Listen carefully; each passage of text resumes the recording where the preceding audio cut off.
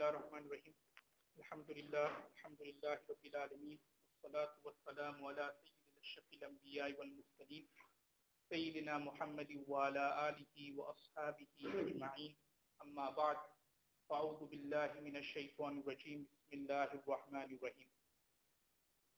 Inshallah, in this week's lesson we'll be looking at the second part of the Fiqh of Ramadhan course. We concluded last week's lesson by looking at the ruling and the masla, where if a person was to do, or if a person was to eat intentionally, or if a person was to drink intentionally, or if a person was to engage in sexual intercourse intentionally, then what will happen is that his roza and his fast will break. He will have to give qada, which means that you will have to redo that fast again. And on top of that, you will have to give a kafara and you will have to give an expiation. And I explained in last week's lesson what exactly is the kafara for breaking a fast intentionally. The kafara is that a person, he fasts continuously for 60 days.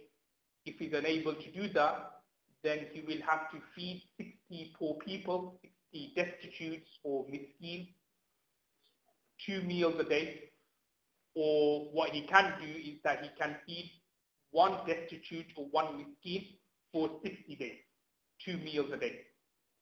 And if he doesn't want to feed them, then another option is that he can give money to each miskin and to each destitute, and the amount of money which he will give will be equivalent to the fitr, the sadaqah fitr which we give, which is around £2.50, £3, and that £3 which you give to each poor person or to each miskin is actually considered to be 2 meals a day. So you don't have to give like £3 for each meal. Just giving £3 or £3.50 or whatever the sadaqah fitr amount is to 1 miskin or to 1 poor person, then that would be sufficient and your expiation and your kafara will be done. So this is what we concluded last week's lesson with. Now we're going to continue by looking at some other rulings before we wrap and conclude this particular course up. Now the next section which we're going to look at is with regards to some rulings with regards to women, and whether women are obliged to fast, and if women were to do these kind of things, then would their fast break or not. Now, as we looked at before, a woman who is in a period, she is not allowed to fast and nor is she allowed to pray. However, a woman who is in a period, she will have to do qada of her fast later, but she doesn't have to do qada of her prayer. And the same rule also applies for women who are on their postnatal bleeding, which in Arabic is called nifas. Then for a woman to fast in that particular state is also unlawful and haram as well. So the same way it is unlawful for women to fast in their menses, it's also women who are in their postnatal bleeding, it is also haram and lawful for them to fast.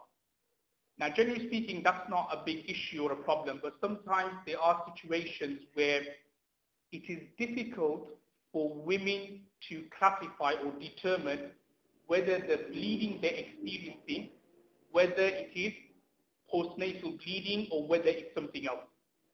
And a good example of that will be that if a woman, say, for example, had an abortion, or just say, for example, if a woman had a miscarriage. So it's not actually clear-cut whether the bleeding she sees, whether it is nifas, postnatal bleeding, or whether it is something else. Obviously, if a woman, when she's given a normal delivery and had a normal child, obviously we know that the bleeding she experiences afterwards, that is nifas straight away. But there are certain situations, like if a woman has an abortion, or say, for example, if a woman has a miscarriage, the bleeding which she sees would we consider that to be postnatal bleeding, or would we consider it to be something else? Now we're going to start off with regards to abortion firstly. Now generally speaking, the ruling with regards to abortion is that having an abortion after 120 days is something which is unlawful and haram in Islam. And this is quite clearly mentioned in a hadith of Sahih Bukhari and also of Sunan Ibn Majah, narrated by Abdullah bin Mas'ud al-Anhu, who has quite clearly said that on the 120th day, the malaika, the angels, they come and they put their soul into that unborn child. So on the 120th day, that's when this fetus becomes a child, it becomes a ruh and becomes a soul. So any kind of abortion thereafter is considered murder, is considered as killing. So generally speaking, having an abortion after 120 days is unlawful and haram. There are certain situations, some scholars have said that if the mother's life is in danger, only in that particular situation where a woman would be allowed to have an abortion. But generally speaking, after 120 days, it is unlawful and haram. Now, if a woman was to have an abortion after 120 days, or if she was to have a miscarriage after 120 days, then the ruling is that the bleeding she sees, then that will be considered to be nifas, that will be considered as postnatal bleeding. So therefore, obviously, the number of days she sees blood is postnatal bleeding, and she would not be allowed to fast. If a woman was to have a miscarriage before 120 days, so just say for example, like after 90 days she had a miscarriage, or just say for example she has an abortion before 120 days, which also by the way is impermissible, but again if there are certain situations then it will be allowed. So again, if a woman has a miscarriage or abortion before 120 days, now the bleeding she sees now is not going to be postnatal bleeding. Because remember, postnatal bleeding is that blood which you see after a child is delivered or after you have a miscarriage or abortion after 120 days. So before 120 days, the bleeding she sees, if she's had a miscarriage or abortion, is not going to be postnatal bleeding. Then the question arises, then what is the bleeding?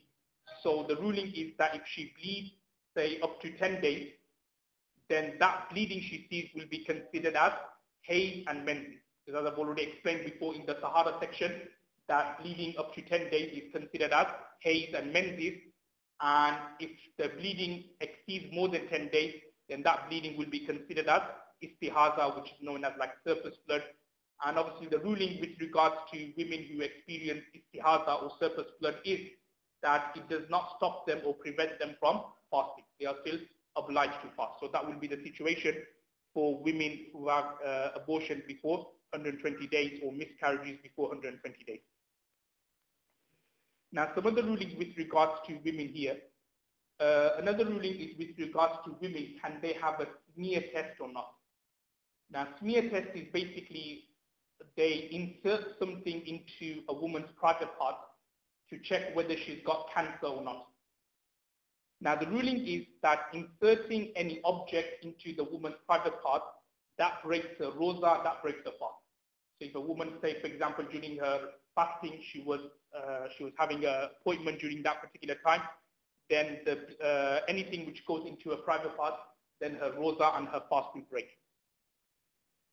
Another ruling here is with regards to women who are pregnant.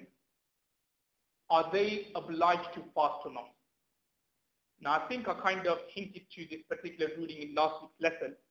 A lot of people, they make a mistake here, a lot of women in particular, and they think that just being pregnant, that is sufficient or that has made them exempt from fasting. That is not the ruling. The ruling is that if a woman who is pregnant and she is able and capable to fast, then in that situation, it is obligatory and first for her to fast. She can't leave it out. However, if a woman, say, for example, is heavily pregnant, just say she's 8 months or she's around 38 weeks, next couple of weeks she's going to give birth, or the next few days she's going to give birth, and she fears that if she was to fast, it's going to be difficult for her to, difficult for her to maintain the baby, she's in a lot of pain and so on, then in that situation, she will be exempt from fasting. Or she will be allowed not to fast, and obviously after the month of Ramadan, she will be able to do qada. And the same rule also applies for women who have just given birth and they are breastfeeding their children or breastfeeding their child.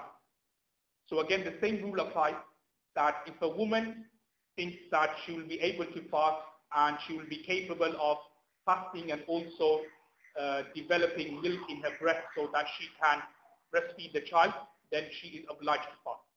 However, if this breastfeeding woman fears that if she was to fast, then it's going to affect the production of the milk in her breast and therefore danger the child, then in that situation, she will be exempt from not fasting. But as I've already mentioned before, after the month of Ramadan, she will have to do qada of that particular fast. The next section which we're going to start here is with regards to those people who are exempt from fasting, i.e. those people who during the month of Ramadan are not obliged to fast. Now it's mentioned in the Holy Quran quite clearly. Allah subhanahu wa ta'ala says, فَمَنْ كَانَ مِنْكُمْ مَرِيضًا أَوْ عَلَى سَفَرٍ فَعِدَّةٌ مِنْ أَيَّامٍ أُخَرٍ, which means that those who are ill and those who are on a journey, فَعِدَّةٌ مِنْ أَيَّامٍ أُخَرٍ, they will have to do qada on a later date. Now we're going to look at the first section here regarding those who are ill, those who are sick. They are exempt from fasting. Now what do we mean by illness? What do we mean by someone who's ill or sick? Because obviously that term is very broadly used sometimes. If a person's got a headache, he could consider himself to be ill. So does that mean that he's not obliged to fast? Now the fuqaha, the jurists, have defined illness or marid to be a person who cannot fast without unbearable hardship, or he has an apprehension that his illness may be aggravated if he was to fast. So basically, a marid or an ill person is someone who thinks that if he was to fast, he won't be able to take the hardship or the difficulty he is going through, or he's ill and he fears that if he was to fast, his illness may increase. Now again, that definition which the jurists have given is also very broad and it's also open to interpretation. And somebody may argue and say, oh well, I've got a headache and I fear that if I was to fast, my headache is going to increase, so therefore I'm not going to fast. Again, the scholars have said that this particular interpretation or definition which I've given has to be backed up by a God-fearing Muslim doctor, or number two, through past experiences. So what I mean by that is, just say for example, someone's just got like a mild illness. He's got like a cold. And this person, he's got experiences before, like just say in last Ramadan, he had the same symptoms, he had the same illness. He fasted and his fasting increased, he fasted and his illness increased, or he got aggravated, he got worse to the extent that, he had to spend a few days in hospital. So if he's got some kind of experiences like that before, then fair enough, in that situation, he's exempt from fasting. Or just say, for example, somebody's got like an illness where the doctor has told him, a God-fearing Muslim doctor has told him that, look, if you were to fast, then your illness may be aggravated, it may get worse. So in that situation, he will be exempt from fasting. Obviously, generally speaking, we can't say that somebody's got like a headache, or he's just got like a cold or anything like that. These kind of illness by fasting doesn't aggravate your illness, and also at the same time, it doesn't give you any kind of undue hardship. So therefore, if you were to have these kind of mild illnesses or a headache or anything like that, then you will still be obliged to fast. However, if it's one of those illnesses where a doctor has said that, look, if you were to fast, it's going to increase your illness, it's going to get aggravated, or like, for example, he's got experiences before where he fasted in such a situation and his illness did increase and it did get worse, then in that situation, he will be exempt from fasting. Now, I'm just going to elaborate on the masla with regards to those who are ill and the masla with regards to fasting. A common question here, which people ask, is with regards to those who have diabetes and whether they are obliged to fast in the month of Ramadan. Now, before we look at the masla of diabetes in a bit more detail, just one ruling here with regards to injection. We need to firstly understand this ruling, thereafter the rulings and the situations regarding those who suffer from diabetes will be easy for us to understand. Now, the ruling with regards to injection is that taking an injection whilst fasting does not break your roza, does not break your fast. That's very important. A lot of people assume that taking an injection breaks the roza, breaks the fast. However, the ruling is that taking an injection whilst fasting does not break your roza. Now, the reason why it doesn't break your fast is because whatever you inject inside yourself, so whether like it's insulin or glucose, whatever it is, the substance, it kind of dissipates into your bloodstream, and then it goes into your stomach, and then it goes to your brain. Because it's not directly benefiting your stomach or your brain, but it's actually through the bloodstream, through the blood it's going into your stomach and your brain, so therefore your roza and your fast doesn't break. Just as an example, if they did have a kind of injection where they were kind of like injecting it directly into your stomach or directly into your brain or something like that, then that's different. However, many of the injections, what happens is that they just, you inject it and it goes, whatever's inside the injection, the glucose, the insulin, it goes into your bloodstream, and then through your bloodstream it goes into your stomach, or it then goes into your brain. So in that situation, your roza and your fast will not break. Now, keeping this in mind, let's look at someone who's suffering from diabetes. Now, some people, depending on their diabetes symptoms, according to their symptoms, different rulings will be given. So let's take an example of, say, someone who's got diabetes, but his diabetes is not that bad. Basically, for example, he could fast the whole day by taking a couple of injections, or by, as long as he's taking his injection either in the morning or throughout the day. If he was to take 1 or 2 insulin jabs, that will do the trick and he'll be okay. So for such an individual, it will be obligatory for him to fast. Okay, so if he can fast the whole day and he can last the whole day by taking a couple of insulin jabs, then that individual is obliged to fast. Then you've got another individual where he's got diabetes, but his diabetes is a bit more severe. Now, for that individual, for that person, 1 or 2 insulins is not enough, but instead he needs to eat something solid to keep his sugar levels intact. Now, for that individual, because he has to eat something solid with it like every couple of hours and so on, obviously it's going to be impossible for him to fast. So for that individual, we will say to him that, okay, don't fast during the month of Ramadan, which is coming up, August, September. It's very, very difficult. The hours are a bit more longer. But what you should do, or what you do, is that in the shorter day, say in December, January, where obviously you break your fast at 4 o'clock in the afternoon, do the qadha of the 30 days of Ramadan during December and January, when the days are shorter. So remember, just because you can't fast, you don't necessarily go to fidya. First of all, you see whether he can do qadha during the shorter days. And if this person says that, yes, I can do qadha during the shorter days, then you tell him, okay, don't fast in August, but in December, January, when the days are a bit shorter, fast then and do qadha then.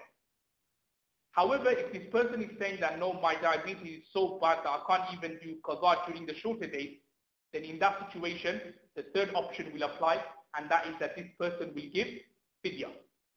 Fidya, which basically, it's not like kafara where that's a penalty. Fidya is like, literally means like a compensation, which means that because he was unable to fast during the month of Ramadan, so what he will have to do is, he will have to give fidya. And the fidya amount, similar to the kafara amount, is the amount which you give for sadaqah fitr, which is say £2.50, £3. So for each fast you miss, you will have to give £3 or £2.50. Okay, so just an example, that person, if he misses like he missed 30 fasts because of his diabetes, so he will have to give say £90. Like if you were to calculate each fast to be £3, so he will have to give £90 to charity. A common question which some brothers ask regarding the fidya is that, generally speaking, especially from our Bangladeshi, Pakistani background, what we do is that we normally send the money to Pakistan and to Bangladesh. Now, obviously, as we know that the price of fidya in Bangladesh and Pakistan is going to be way cheaper than the price of fidya here. So just for example, fidya is £3 here. So in Pakistan, Bangladesh, just say, for argument's sake, fidya maybe 50 pence. So the question is that does he have to give £90 to the poor, to the masakin in Bangladesh or Pakistan, or would he have to give, say, if it's going according to 50 pence, so would he have to give like £15 fidya? So it's mentioned in Fatawa Rahimiyya, which is a very famous Hanafi stroke, the Windi book on Fatawa. So in that particular book, Mufti Abdul Rahim Lajpuri Rahmatullahi has said that you will go according to the place where you are living. Basically, you're from England, and because the price of fidya is more than the price of fidya, say, in Bangladesh and Pakistan, so you go according to that rate. And as I've already probably mentioned this before as well, that anything where there's benefit to the fuqara, to the destitute and miskin, then we go according to that particular ruling. So because obviously giving £90 to the poor is more beneficial than, say, giving £15, so therefore we will say that the amount of fidya or the value of fidya in this country will be given. Some other rulings here with regards to people who are ill. Someone who's suffering from asthma and is taking an inhaler. So remember, taking an inhaler will break your roza, will break your fast. There's actually a slight difference here. Arab scholars, so if you were to go to any kind of like website by Arab scholars and so on, so on their website they say that somebody takes an inhaler, his fast doesn't break. And the way they look at it is that, you know, when somebody inhales, the substances or whatever is inside the inhaler, the gas, is not going down your stomach. Remember, it's something which goes into your stomach that breaks your fast. But what they say is that the gas or the substance is actually going to your lungs, which is giving you the capability or the ability to breathe. So according to Arab scholars, they say that taking an inhaler does not break your roza, does not break your fast. However, according to the Hanafi scholars, they say that it does break your fast, and there's more precaution in that ruling that will say that your roza and your fast will break. So if somebody is suffering from asthma and just say whilst fasting, he was really in need for taking the inhaler, so what you should do, you should take the inhaler, but then afterwards you should do qada. Another masla here is with regards to nicotine patches. People to, like for example, someone who was a smoker, and to stop in smoking, what they do, they have a nicotine patch here. So what happens in nicotine patch is that you put the patch here, and then the bloodstream or the blood, it kind of absorbs the nicotine from the patch into your bloodstream. So that ruling is similar to the injection ruling which I mentioned, and nicotine patches, that does not break your roza, that does not break your fast. Okay, so that's with regards to someone who's ill. Now the next part of the Quranic verse, Allah subhanahu wa ta'ala says, أَوْ عَلَى سَفَرٍ. That someone who is traveling, he is also exempt from fasting. Now the key word which Allah subhanahu wa ta'ala has mentioned in the Quran here is the word ala safar. And the word ala safar means someone who is in the state of fasting. Sorry, who is in the state of traveling. Now from this, the jurists have derived that if someone at the time of Subha Sadiq, now Subha Sadiq is the morning, just before, at the time of Fajr, so just say like 3:30, when the period of fasting starts. So if a person at that particular time was in the state of traveling, only that individual will be exempt from fasting. So what I mean by that is, again, this is another rule where a lot of people, they kind of exploit the rule and take the wrong meaning. Sometimes what happens is that there's a brother, say, for example, he's planning to go somewhere, say Pakistan, Bangladesh, and his flight is at 10 o'clock in the morning. But at Subha Sadiq time, i.e. at Fajr time, he's at home. So he thinks to himself, you know what, I'm traveling today, and Allah has said, or those who are traveling, we are exempt from fasting. So what happens is that brother doesn't fast. The ruling is that those at the time of Fajr, if you are in the state of fasting, then you are exempt from fasting. So just say, for example, like, I don't know, you're going from UK to Bangladesh, you stopped over at Dubai. So let's say the next day, the following day, you're in Dubai and it's Fajr time. So in that situation, because you are now in the state of traveling, so only in that situation, that particular individual will be exempt from fasting. Obviously, it is preferable to fast if you can, but the Sharia has said that if you don't want to fast, then you are exempt from fasting. So just keep that in mind. So you have to be in the state of fasting for you to, state of traveling for you to be exempt from fasting. If you are at home at Fajr time and you plan to travel later on that particular day, then in that situation, you will not be exempt from fasting, but instead you will still be required to fast on that particular day. Now the next section which we're going to look at, which is kind of linked with Ramadan in particular, is with regards to itikaf. So I'm just going to mention a few things regarding itikaf, and then we'll finish off with Tarawih, and that will bring the course to an end. Now, with regards to itikaf, remember that you do itikaf in that place which has been designated to be a Shari'i masjid. So a place which has been designated to be a Shari'i masjid, like a masjid, you only do itikaf in that particular place. So just say, for example, for argument's sake, just this Jamaat Khana, we call it, or this particular prayer room, that will be considered as a Shari'i masjid, i.e. a masjid which has been defined to be a masjid. So those brothers who are doing itikaf, they should be doing itikaf only in this particular place, nowhere else. So they won't be allowed to say, for example, wander around the passages. They won't be allowed to go upstairs to the imam's room or to the office or whatever, read the paper or anything like that. They won't be allowed to do that during the itikaf. Obviously, they will be allowed to leave the masjid to go to do wudu and to do wudu, that's alright, or to do istinja, that's okay. However, for them to leave this particular premises here and to wander around the passages, that will not be allowed. Even though, don't get me wrong, the passage and the wudu area, even though generally we consider that to be part of the masjid building, but Islamically speaking, the masjid isn't the building. You know, the toilets, the wuzu area, the classrooms, you don't consider that to be a masjid Islamically speaking. The masjid is that area where the imam is leading the prayer, where the followers are praying behind the imam. You call that the masjid. It's like, for example, the ruling with regards to like speaking loudly in the masjid or talking about worldly things in the masjid. That applies only in this area here. So if you were to go outside the passage and talk about worldly things, that's okay, there's no prohibition regarding that. But when it comes to this particular area, that's when it becomes sanctified, that's when it becomes unlawful to speak about worldly things and so on and so forth. So the same thing with regards to those who are in itikaf, they have to stay here and they won't be allowed to wander around in the passages. They'll be allowed to go for wudu and for istinja, for toilet, that's okay. But besides that, to wander around the passages, to go to the office, to read the paper, to go to the imam's room and wander around there without any reason, then strictly speaking, according to Imam Hanif, he says there that leaving the masjid without any reason, your itikaf breaks.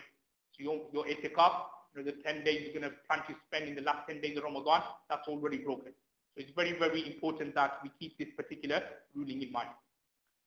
With regards to women, just very briefly, obviously women, they should do itikaf at home. And it's mentioned in the books of fiqh that whichever place they normally pray the salah, they should do itikaf in that particular place or in that particular room. And if they don't have a particular place or a room to pray salah, just say they pray salah in different rooms in the house. So what they should do is that they should designate a place in the house or a room in the house, and they should do itikaf in that particular place. Now, similarly with regards to men, when a woman goes into itikaf, she has to stay in that particular room. So think of that particular room for her to be like her masjid. So she will only be allowed to leave that room if she wants to go to the toilet, if she wants to, say, for example, do wudu, but she won't be allowed to leave the room, say, to go downstairs to help out in the kitchen, to go downstairs, to get something from the fridge or anything like that. She won't be allowed to do that. She will, obviously, if she's got any younger children, if she's got any children or whatever, she should tell them to get her food. She should tell them to get the stuff from the fridge and so on. They will have to do the cooking. She won't be allowed to do that. That's why I do like advise in particular for women that instead of making the intention of sunnah itikaf, they should make the intention of nafal itikaf. And with regards to nafal itikaf, it's very, very flexible nafal itikaf, which basically means that whenever you intend to do the itikaf, you just come into the masjid, or women, they'll just go into that place, they'll make the intention, and they'll just do itikaf. So the amount of time they spend, they'll just get the reward. And when they leave, then they will be allowed to then go downstairs and do the other chores and so on. And then when they finish, they'll come into the room, make the intention, nafal itikaf again, and they'll stay there and they'll get the reward and they'll get the thawab. So it's more better, personally, I think, for women to do nafal itikaf rather than sunnah itikaf, because very rarely, through experiences, through other kind of camps which brothers have said, very rarely women actually who make the intention of sunnah itikaf actually abide by all the rulings. You see some of them that they're doing sunnah itikaf, but they're going outside in the garden, hanging up their clothes, they're doing other kind of household chores. Strictly speaking, doing that, your itikaf breaks. So it's more beneficial, especially for women if they got like young children to look after and for family to look after. It's more better for them that they do optional itikaf rather than doing sunnah itikaf. Now the last section which we're going to look at before we finish is with regards to the Tarawih Salah. Obviously a very common question which arises during the month of Ramadan is how many rakats do we read for Tarawih? Do we read 8 or do we read 20? Now when we look through the hadith, in particular a hadith which can be found in Sahih Bukhari, Sahih Muslim and Sunan Abu Dawud, that once Rasulullah sallallahu alaihi wasallam, he left his house, he left his hujra, his hut. He came to Masjid al-Nabawi sallallahu alaihi wasallam and he prayed the Tarawih Salah, and the companions, or the few number of companions who were there at that time, they prayed behind Rasulullah sallallahu alaihi wasallam, this particular new Salah, this particular Tarawih Salah. On the second night, exactly the same thing happened. The third night, exactly the same. After Isha, Rasulullah went home, and thereafter he came out, he went into the masjid, and he prayed this Tarawih Salah. But unlike the first night, on the second and the third night, many more Sahabas came and gathered behind Rasulullah sallallahu alaihi wasallam and prayed this Tarawih Salah. On the fourth night, a large group of Sahabas gathered outside Rasulullah sallallahu alaihi wasallam's house, waiting for Rasulullah sallallahu alaihi wasallam to come and pray this Tarawih Salah. Now Rasulullah sallallahu alaihi wasallam, fearing that this Salah may become obligatory and fard, did not come out, but instead he prayed the Tarawih Salah at home by himself. Now the question arises that during the 3 nights where Rasulullah sallallahu alaihi wasallam prayed Tarawih Salah at home, in the masjid with the other group of companions, how many rakats did Rasulullah sallallahu alaihi wasallam pray? So there are 2 types of hadiths. The first hadith, which Hafiz bin Hajar rahmatullah alayhi has mentioned in his Talkhis al-Habib, who narrates that Rasulullah sallallahu alaihi wasallam prayed 20 rakats during those 3 nights. And another hadith of Sahih ibn Hibban says that Rasulullah sallallahu alaihi wasallam prayed 8 rakats. So what we have is that there are 2 types of hadiths. Both of them are weak, by the way. The narration of 20 is also weak, and the narration of 8 is also weak. However, the narration of 20 rakat, it's a bit more authentic, shall I say, a bit more stronger than the narration of Sayyid ibn Hibban when he says 8 rakat. So basically what we can gather is that during those 3 nights where Rasulullah sallallahu alaihi wasallam prayed with the companions in the masjid, there's 2 different opinions. One hadith says that it's 20 rakat, another hadith says it's 8 rakat. Then the next question is that for the remaining month, for the remainder of the month, so the next 27 days, Rasulullah sallallahu alaihi wasallam performed Tarawih Salah at home. So that leads to a question that how many rakat did Rasulullah sallallahu alaihi wasallam pray at home? So Sayyiduna Ibn Abbas anhu narrates that Rasulullah sallallahu alaihi wasallam at home prayed 20 rakat.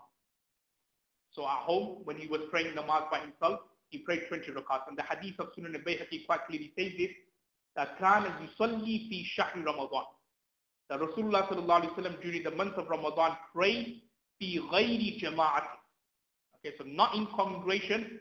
20 raka'atan wal witra. 20 rakats and 3 rakats with them. So what we can understand from Rasulullah sallallahu alaihi wasallam practice or habit during his lifetime was that the 3 days where he did pray Taraweeh in congregation, there are two different opinions. One hadith says 8 rakats, the other says 20. And then the remaining days or the remainder of the month where Rasulullah sallallahu alaihi wasallam prayed Taraweeh, he prayed 20 rakats. Now that was the scenario when Rasulullah sallallahu alaihi wasallam passed away during Sayyidina Abu Bakr anhu's time, exactly the same thing. Then Sayyidina Umar bin Khattab anhu's reign and his time. Now during Sayyidina Umar bin Khattab anhu's time, a question arises that how many rakats did Sayyidina Umar bin Khattab anhu order? Now there are altogether 4 tabi'in who have narrated that Sayyidina Umar bin Khattab anhu during his time, he ordered the companions and the Sahabas to pray 20 rakats Taraweeh Salah.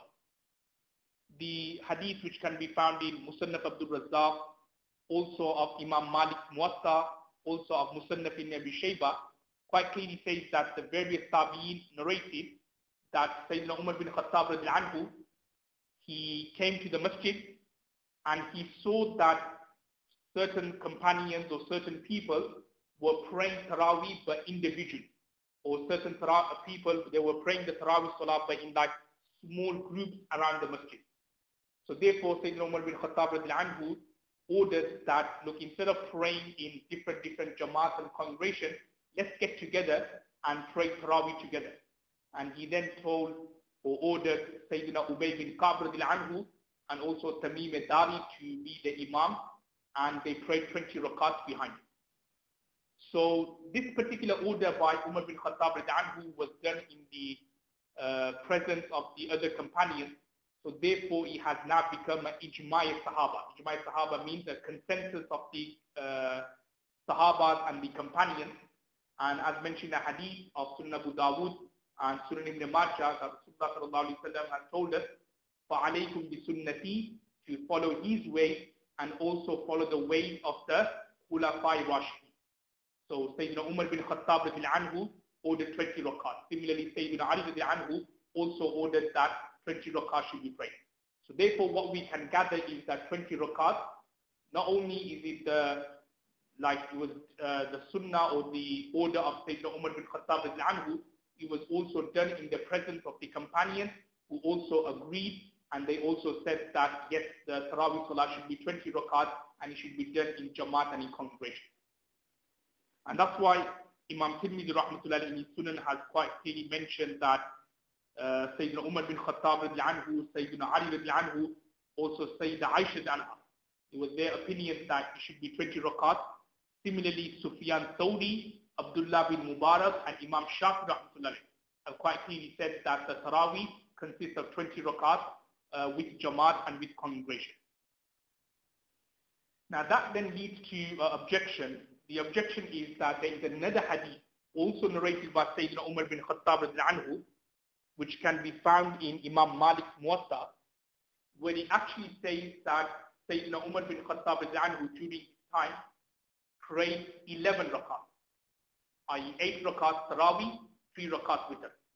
So one hand we've got all those hadiths quite clearly saying Sayyidina Umar bin Khattab anhu telling the companions to pray 20 rakats, whereas there is another hadith which can be found in Imam Malik's Muwatta where it says of 8 rakats. Now the answer given by various scholars, including Ibn Taymiyyah rahmatullah alayhi in his Majmu' al-Fatawa, who has said that initially Sayyidina Umar bin Khattab anhu gave the order that it should be 8 rakats Taraweeh. But then he realized that 8 rakats, remember during the Taraweeh you have to do, well you don't have to, but it's like sunnah to do 1 Quran completion, 1 Quran khatam. So Sayyidina Umar bin Khattab realized that look, praying 8 rakats and making the qiraat longer, it's becoming really difficult for the people to stand in qiyam and stand in that standing position for a long time. So therefore what did Sayyidina Umar bin Khattab do? He increased the number of rakats and he restricted or lessened the recitation. So the rakats were increased to 20 rakats, and the recitation was slightly lowered or lessened, so that people, they won't find it difficult to stand in the qiyam for a very long time. That's why sometimes when you do pray in those masajid where they do pray 8 rakats, you realize that standing in that particular state is very, very difficult, and for that much amount of time, they're praying around 3-4 rukus per rakat. It's very difficult to stand for that particular time. So therefore, Sayyidina Umar bin Khattab, who realizing that people were going through a lot of difficulties, he then said that, okay, we'll make it 20 rakats and the recitation slightly lessened. And that's why we see that in other schools of thought, in particular Imam Malik, he's of the view that Tarawih should be 36 rakats. He kind of increased it even further, again, and that's one of the main reasons why, because the more rakats you read, the less recitation is, and the less recitation, it's much easier for you to concentrate in the salah, and much easier for you not to get any difficulties or feel any pain with your legs and so on. So what we can gather is that the Tarawih is 20 rakats. It should be prayed with Jamaat, with congregation, and it is sunnat muakkada. So it's the emphasized sunnah to pray 20 rakats. So if you were to just pray 8 rakats or 12 rakats and not pray the remaining, then if you continuously do that, then you will be considered sinful. As I mentioned before, the ruling of sunnat muakkada is like, say, the 2 rakats before Fajr, that is also sunnat muakkada. So if you were to miss it here and there, then you will not be considered sinful. However, if you're constantly missing it, then you will be considered sinful. So similarly here as well, if you're constantly just praying in a place where they're just praying 8 rakats and not praying 20, then you will be considered sinful. And I've already mentioned the hadith and the example before. Rasulullah quite clearly saying that a sunnah isn't just restricted to my ways or my practices. Similarly, what the companions and the Sahabas, in particular, what the Khulafa Rashidin have said or done, their practices and their saying is also considered to be a sunnah as well. Inshallah, we'll leave it there. Allah just the tawfiq for us. We said, wa akhiru da'wana.